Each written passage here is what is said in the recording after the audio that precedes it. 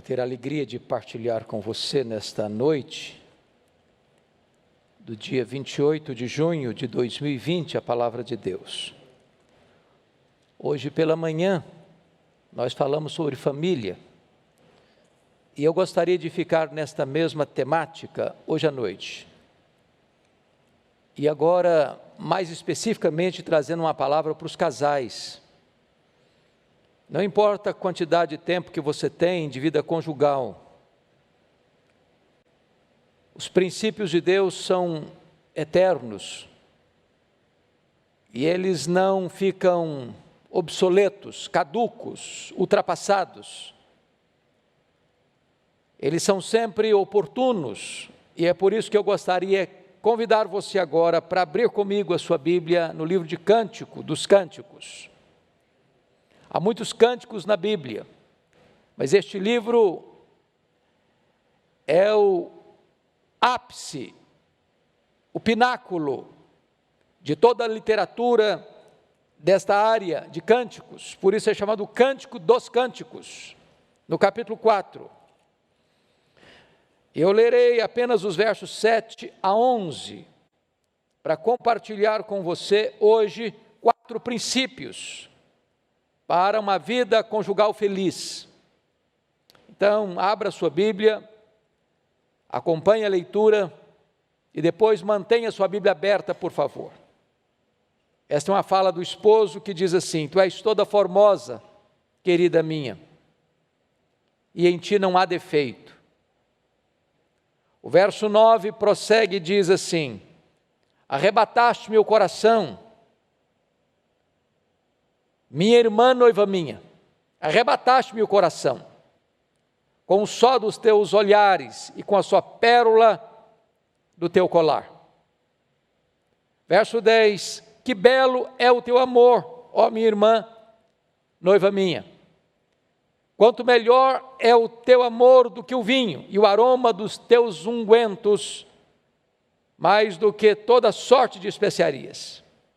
Verso 11, os teus lábios, noiva minha, destilam mel. Mel e leite se acham debaixo da tua língua, e a fragrância dos teus vestidos é como a do Líbano. É claro que quando 2 jovens, não importam se bem jovens ou já mais maduros, vão para o altar, ou vão a um cartório, ou firmam uma aliança de casamento, isso pressupõe que eles se amam. Nós vivemos um país livre onde ninguém é forçado, e o casamento não é arranjado pelos pais, mas é da espontaneidade dos jovens com a bênção dos pais. É sabido, entretanto, que praticamente 50% dos casais que se unem em matrimônio entram numa espécie de rotina pesada, árida, e a vida perde o sabor, e a relação conjugal perde o brilho, e o coração já não bate mais com tanta intensidade, e os olhos não brilham mais, porque o casamento caiu naquela rotina, naquela mesmice, naquele marasmo. Alguns vão tocando a vida, outros por causa dos filhos não se separam, outros desistem e retrocedem, e buscam novas relações, aprofundando ainda mais esta crise. A pergunta é possível viver casado e ser feliz? Há alguns anos eu escrevi um livro, Casados e Felizes. E logo que o livro foi publicado, eu recebi uma batelada de e-mails brincando comigo. Não sabia que o senhor estava escrevendo sobre ficção. Dando a impressão que não é possível ser casado e feliz. É claro que é possível. Aliás, é necessário. Aliás, é o ideal divino. E aqui eu queria partilhar com vocês 4 princípios para um casamento feliz. Não no sentido apenas do início, dos anos de lua de mel, mas na jornada da vida conjugal. Que princípios são esses? Primeiro deles, confira comigo, versículo 7. Olha como o esposo se dirige à sua amada: tu és toda formosa, querida minha, e em ti não há defeito. O princípio aqui é o princípio do elogio. O grande problema é que alguém pergunta assim: será que esse marido está sendo honesto? Outros dizem: eu acho que ele não deve morar no planeta Terra. Talvez alguém pergunte mais: mas existe essa pessoa sem defeito? Você tem o endereço dela? Você pode me dar o CPF dela? Bom, é claro que não existe essa pessoa, desde que o pecado entrou no mundo, porque nós não viemos de uma família perfeita, nós não somos uma pessoa perfeita, nós não nos casamos com uma pessoa perfeita, nós não temos um casamento perfeito, é claro, é honesto admitir isso. Então como é que esse homem faz uma declaração dessa? Tu és toda formosa, querida minha, e em ti não há defeito.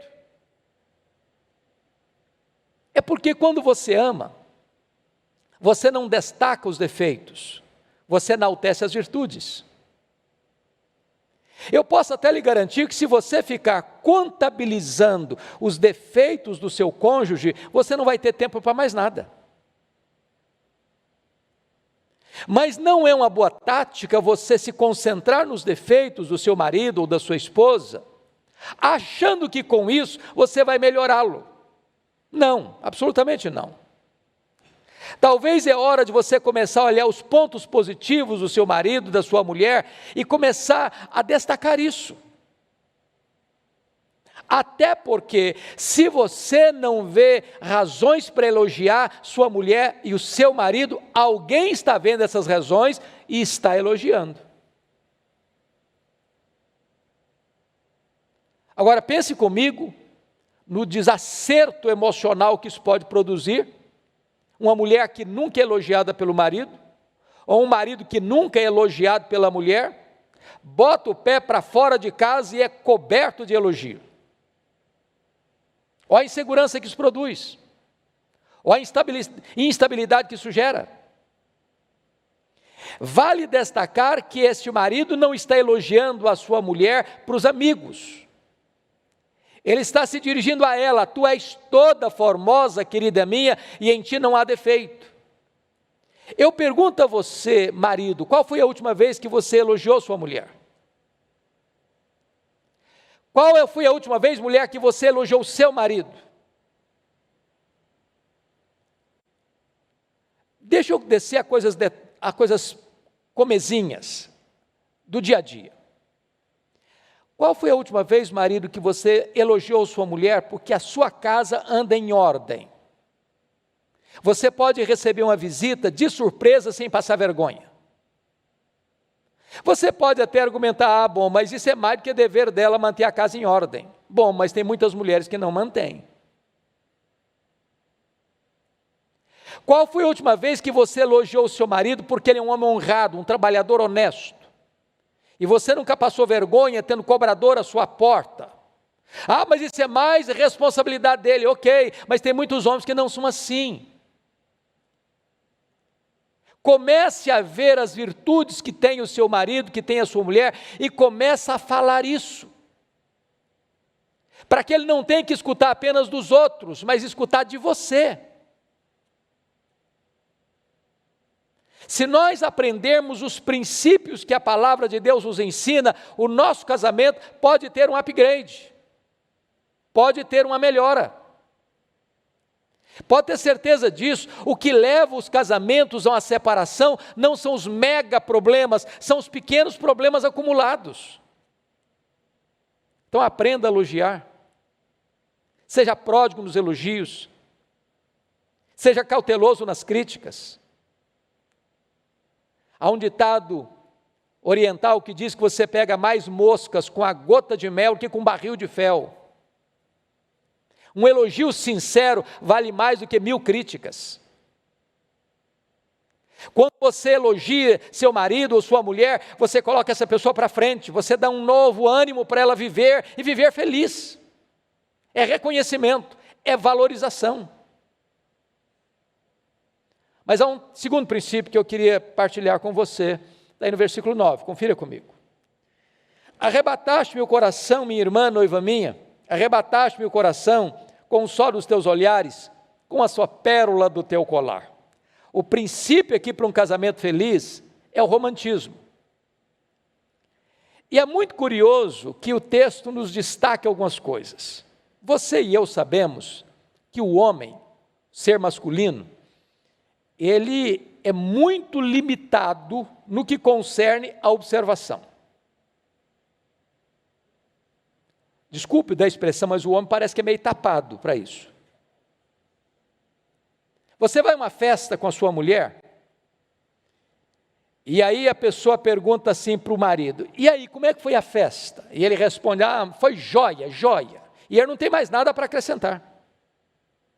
Você pergunta a mesma coisa para a mulher, e ela diz, olha, foi algo fenomenal, fascinante. Aquele arranjo que estava do lado esquerdo, negócio espetacular. Aquela jarro com flores, que estava sobre aquela mesa do jantar, algo exponencial. Se é um casamento, ela diz o seguinte, olha, o véu, a renda do véu da noiva, uma coisa espetacular. Ela sabe detalhes, ele não viu nada. Ele não viu nada. Agora, um homem romântico, sabendo que a mulher gosta de detalhes, fica atento aos detalhes. E ele destaca 2 detalhes. Primeiro, um detalhe inerente dela, e outro, um adereço dela. Ele destaca o olhar, e ele destaca uma pérola do colar. Ele não destaca o colar todo, apenas uma pérola. Nós estamos vivendo uma geração em que parece que a moçada desaprendeu esse negócio de romantismo. Até o linguajar mudou. E se nós queremos um casamento saudável, que passe por crises sem naufragar, que enfrente chuva no telhado, vento na parede e rios no alicerce, sem desmoronar, porque construídos sobre a rocha, são casamentos marcados por essas orientações da palavra de Deus. O casamento não tem que ser uma rotina pesada, densa, de sair cedo, trabalhar, voltar para casa, levar filho para a escola, pegar filho da escola, e pagar dívida, e pagar prestação, e fazer isso e mais aquilo outro, e de repente você chega no final do dia, cansado, estafado, estressado, e a relação completamente aos frangalhos. É possível restabelecer o romantismo. E eu pergunto a você, qual foi a última demonstração de romantismo que você teve no seu casamento? Às vezes vocês dizem, bom, mas isso aí é questão de boas manias apenas. Pode ser. Mas a Bíblia vai um pouquinho além e retrata que o padrão de Deus para um casamento feliz é um casamento romântico. Qual foi a última vez que você, marido, levou flores para sua mulher? Eu achei curioso que certa feita, eu fui convidado por um casal para um jantar. E eu fui com eles ao restaurante. E é claro que se está marido e mulher, e o marido está dirigindo o carro, seja quem for, o convidado vai atrás, a mulher vai junto com o marido. Mas achei curioso que quando nós chegamos ao local, eu desci, e fiquei do lado da porta de carona, onde estava a esposa, e perguntei para ela, você não vai descer? E ela respondeu para mim, eu nunca precisei abrir a porta do carro. E na hora, foi como que um tapa de luva no meu rosto, diz, aprende.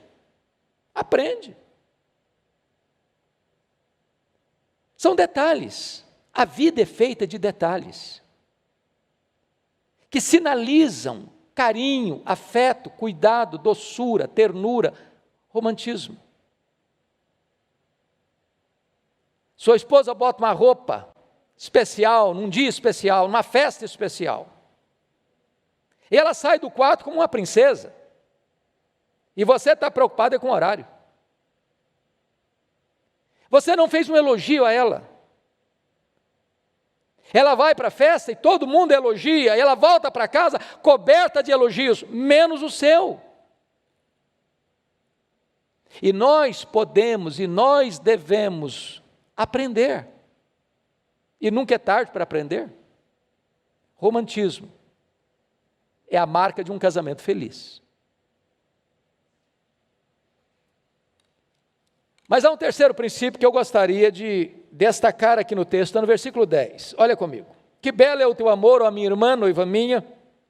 Quanto melhor é o teu amor do que o vinho e o aroma dos teus ungüentos, que toda sorte de especiarias. Ele destaca aqui o amor. E é claro que o amor é a essência da relação conjugal. Qualquer outra motivação que leve dois jovens ao casamento é um equívoco, a não ser que seja o amor.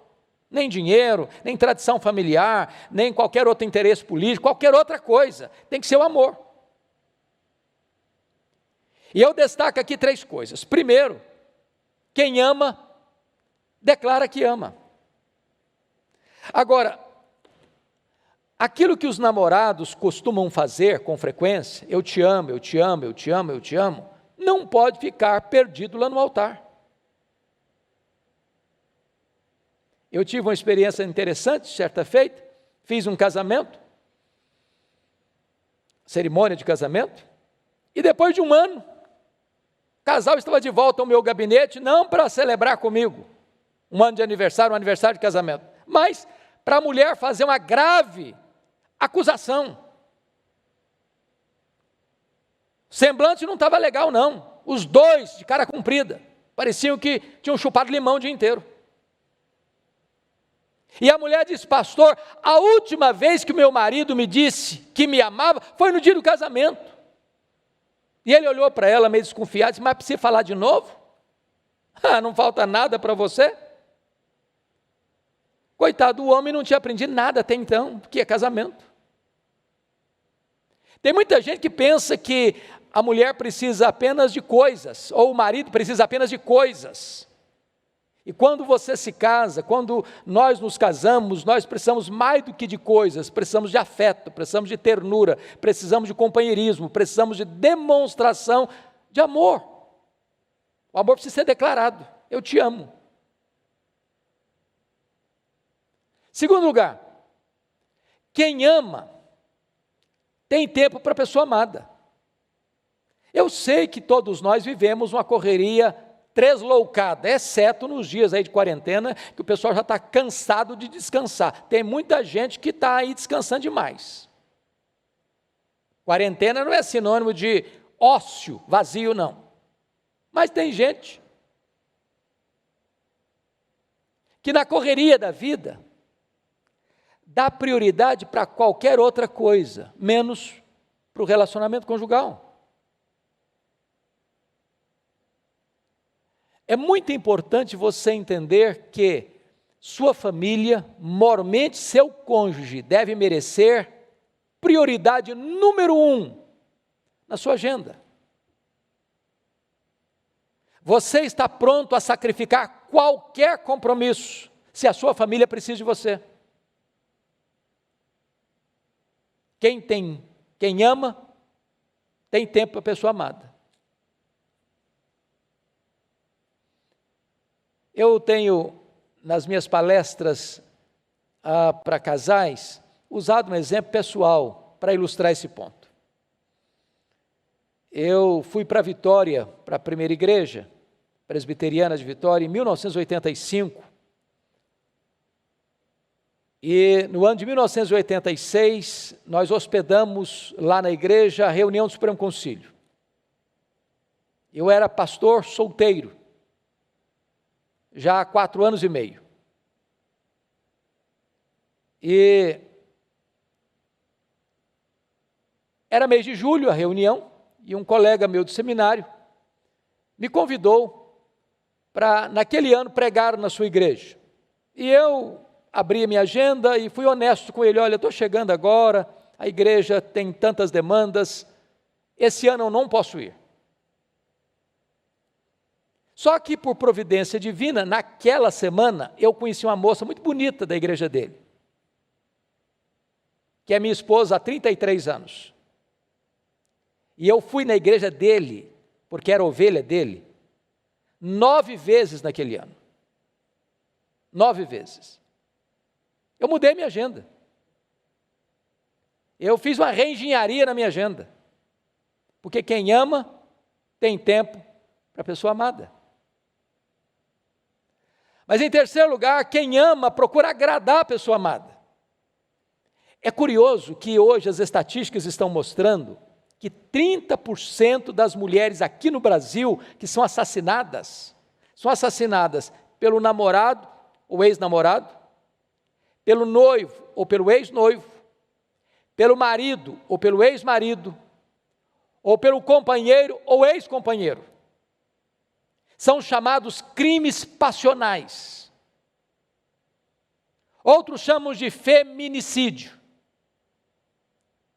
Alguns têm o desplante de dizer: eu matei por amor.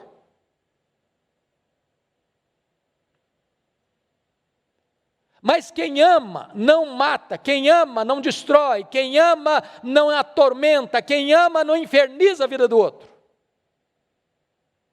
Quem ama cuida. Quem ama abençoa. Quem ama cerca de cuidado. É hora de você avaliar: você ama mesmo? A vida do seu marido, da sua mulher, é melhor porque você ama esta pessoa? Ela é mais feliz por ser amada por você? Este é um princípio de Deus.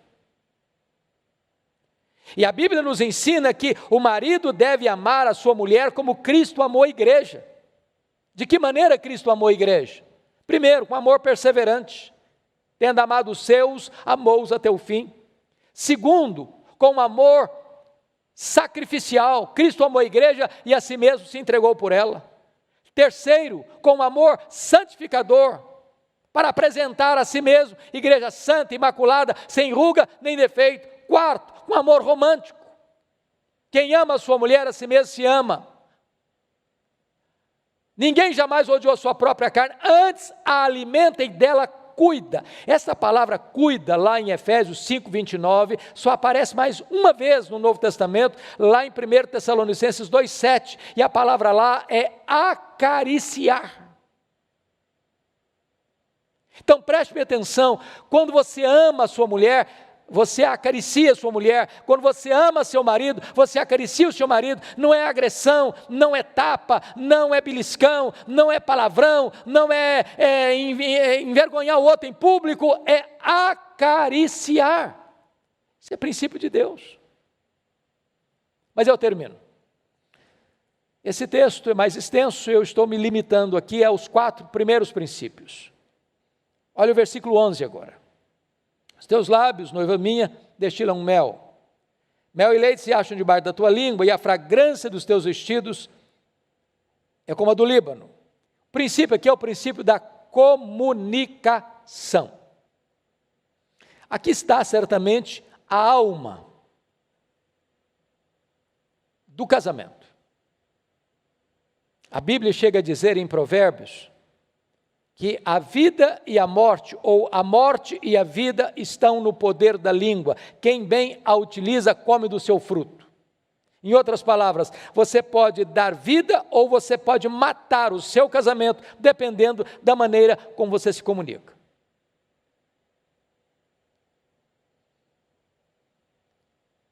Tiago 1,19 tem 3 princípios que penso explicam bem esse versículo. Ora em pauta. O primeiro princípio é: todo homem seja pronto para ouvir. Segundo princípio, tardio para falar. Terceiro princípio, tardio para se irar. A primeira coisa é que você precisa estar pronto para ouvir. A palavra pronto aí no grego é a palavra taxis, de onde vem a nossa palavra táxi. Eu acho que hoje podia botar Uber também no meio. É quando você chama, ele atende você na hora. Porque se não atender você na hora da sua necessidade, você chama outro. Olha como é que Deus fez você e a mim, 2 conchas acústicas externas e apenas uma língua amuralhada de dentro. Sabe o que Deus está dizendo para você e para mim? Escute mais, fale menos. Agora, escutar não é apenas ouvir. Imagine se eu estivesse lendo um livro, ainda que a Bíblia. E aí a minha esposa chega e falou, eu preciso falar com você. Eu falei, pode falar. E eu continuo lendo. Eu falei, mas eu preciso falar com você. Fala. E eu continuo lendo. Imagine que eu esteja lendo um jornal, uma revista, ou assistindo um jogo de futebol na televisão, ou um programa da minha preferência. Pode falar. E eu estou mirado no que eu estou fazendo, ou eu estou assistindo. Que mensagem eu estou passando com isso? Embora eu esteja ouvindo, eu não estou dando atenção. Você escuta com os ouvidos, com os olhos, com o semblante, com o seu corpo, com todo o seu ser. Quando a Bíblia diz seja pronto para ouvir, é que você precisa mostrar para quem vai falar com você que ele é prioridade e ele é importante e você quer dar atenção para aquilo que ele vai lhe dizer. Hoje os consultórios dos analistas estão superlotados, em grande parte, porque muitas vezes nós não temos espaço dentro de casa para abrir o coração. As pessoas estão conectadas no mundo virtual, mas elas estão desconectadas da relação real dentro de casa. Pronto para ouvir.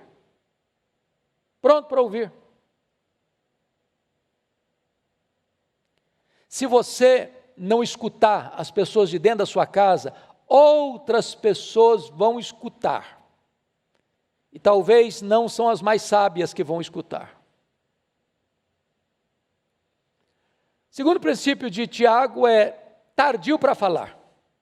Essa palavra tardio, no grego, traz a ideia de uma pessoa lenta, devagar, quase parando.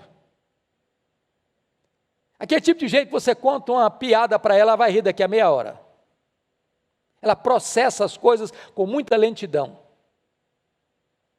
O que Tiago está nos ensinando é que nós precisamos ser cautelosos ao emitir uma ideia, expressar uma ideia, falar.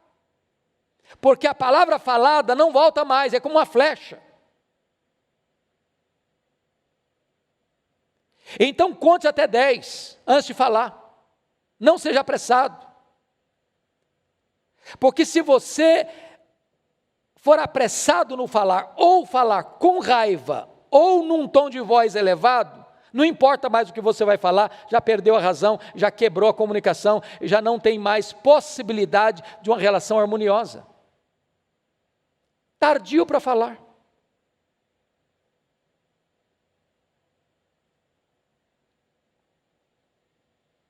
Em outras palavras, você precisa ser uma pessoa controlada emocionalmente, você precisa ter domínio próprio.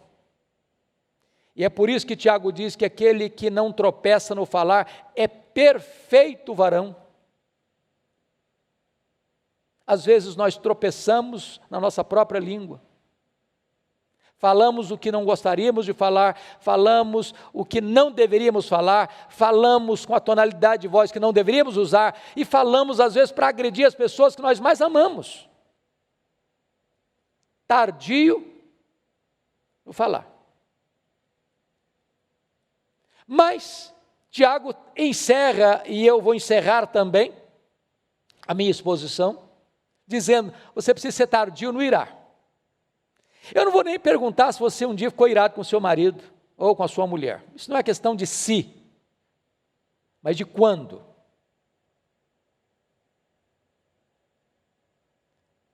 Porque se você falar para mim assim, olha pastor, eu tenho 15 anos de casado, eu tenho 20 anos, eu tenho 30, eu tenho 50 anos, eu nunca discuti com a minha mulher. Eu vou duvidar da sua honestidade. E talvez eu vou achar que você não é filho de Adão, você de repente é um anjo disfarçado entre a gente. Sabe por quê? Porque casamento não é a união de dois iguais, é a união de dois diferentes. Agora, a questão não é se você vai ficar ou não vai ficar irado. A questão é como é que você vai lidar com isso. Uma das minhas visitas a mais gostosas na vida foi no museu do Dr. Billy Graham, no ano que a dona Ruth Graham faleceu. E eu passei um dia ali, fiquei encantado com tudo que vi. Mas das histórias engraçadas do casal, a que mais me chamou a atenção foi esta. Quando perguntaram para a dona Ruth Graham, porque o Dr. Billy Graham era o evangelista mais conhecido do mundo, o homem que falou para mais quantidade de gente ao vivo no mundo, e ele vivia viajando para o mundo afora, fazendo cruzadas, e ela aguentando, sozinha, muitas vezes, as lutas de casa, a criação dos filhos. Então alguém um dia chegou para ela e perguntou assim: dona Ruth, alguma vez a senhora pensou em se divorciar do Dr. Billy Graham?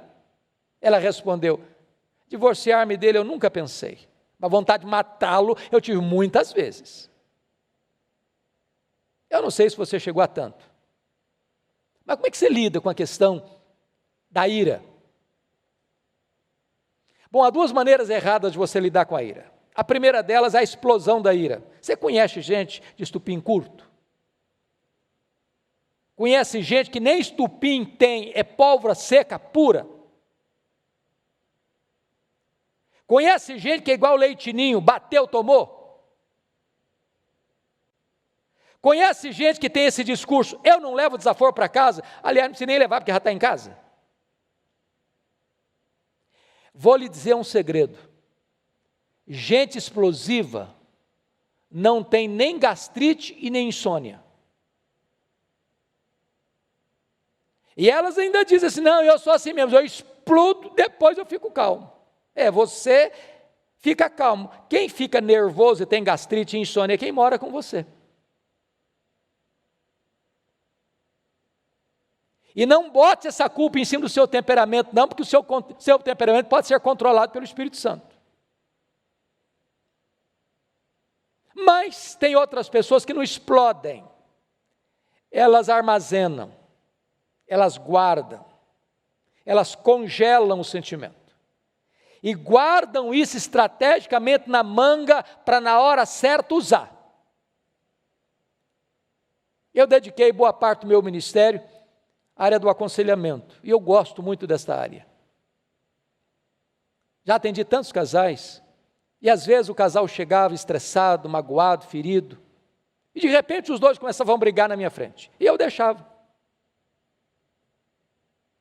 Lá pelas tantas, um diz para o outro assim: você se lembra do que você me falou? E dá toda a lista. E eu estou pensando que essa conversa aconteceu enquanto estavam vindo para o meu gabinete pastoral, que nada, há 10 anos, há 15 anos, estava lá guardado. Como é que resolve isso? Você resolve isso perdoando. Não deixando o sol se pôr sobre a sua ira, nem permitindo que o diabo entre nessa história, para ferir vocês. Resolva zerar a conta todo dia, resolva perdoar todo dia. A vida é feita de recomeços, recomeços, recomeços, recomeços.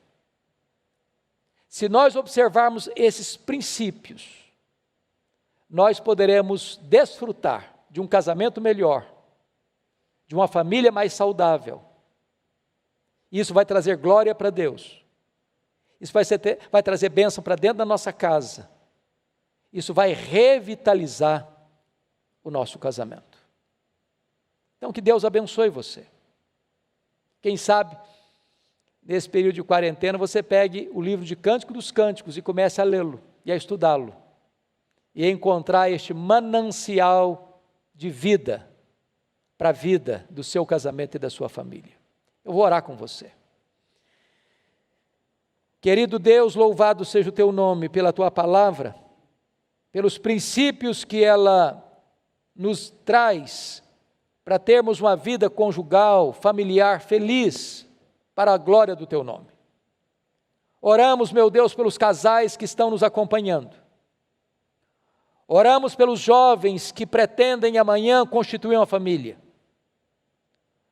Oramos por aqueles, meu Deus, que ainda são casados há anos, e pela tua graça mantém o fervor, mantém o afeto, o carinho, a doçura no relacionamento.